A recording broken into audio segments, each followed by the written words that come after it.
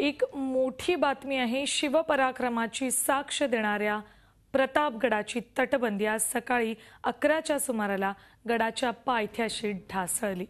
कालपासून सुरू असलेल्या मुसळधार पावसामुळे दुरवस्था झालेल्या गडाची तटबंदी ढासळली आहे। गड चढताना पायऱ्यांच्या अलीकडे विभागाचे अधिकारी घटनास्थळी पोहोचलेले नाहीत।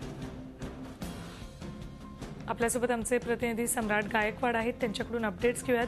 सम्राट, फोटोमध्ये दिसते रस्त्यावर ही तटबंदी कोसळली आहे, त्यामुळे रस्ता पूर्णतः बंद झालेला आहे। पण पुरातत्व खातं असू देत किंवा मग प्रशासन असू देत, कुणीही याकडे याआधी लक्ष दिले नाही आणि त्यामुळेच आज ही वेळ आली आहे।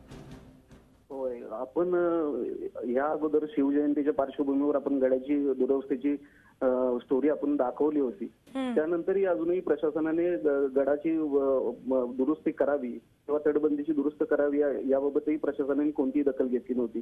अखेर एक मागील 2 दिवसांपासून एक सतत मुसळधार पाऊस महाबळेश्वर प्रतापगड या परिसरात सुरू आहे। या सततच्या पावसामुळे अखेर आज सकाळी ही तटबंदीचा काही भाग आज रस्त्यावर ढासळलेला आहे। यामुळे रस्त्यावरची वाहतूक पूर्णपणे ठप्प आहे। गडावर गेलेले पर्यटक गडावरती अडकलेत आणि खाली रस्त्यावरील पर्यटकांना गडावर जायचंय तेही पर्यटक अडकून राहिलेले आहेत। आणि सकाळी 11 वाजता घडलेली घटना असून अजून बांधकाम विभाग किंवा महसूल प्रशासनाची किंवा आपत्कालीन विभागाचे अधिकारी कोणतेही अधिकारी त्या ठिकाणी पोहोचलेले नाहीयेत।